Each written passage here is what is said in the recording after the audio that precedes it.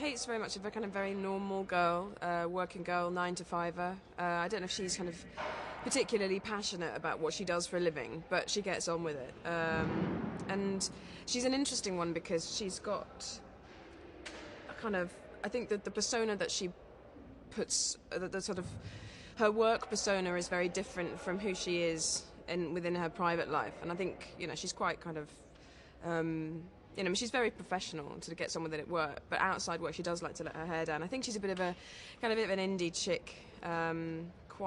She's definitely kind of got a dark side to her. She's interesting. She's kind of, never quite sure about her.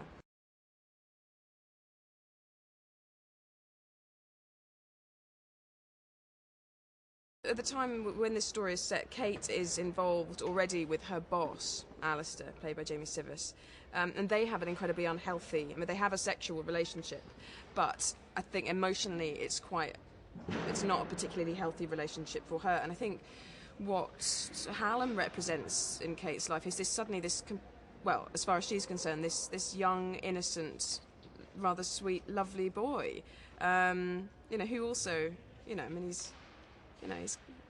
he's got potential as well.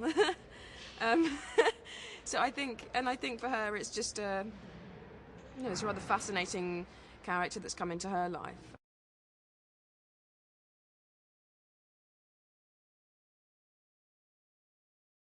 He's got such a magical quality about him, and he's just, you want to watch Jamie Bell, and you want to be around him, you want to be his friend. He's a great energy. There's just something about him. I don't know.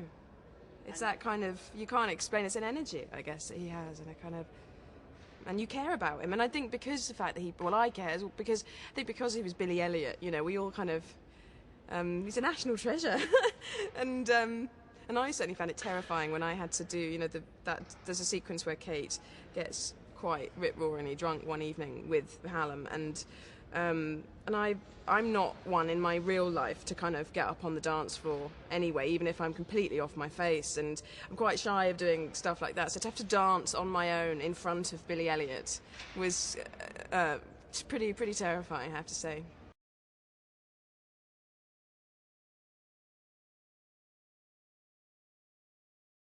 I think it's through the course of actually making this film, realising how much of a how personal it is for David Mackenzie, and I think there is a lot of Hallam in him, actually.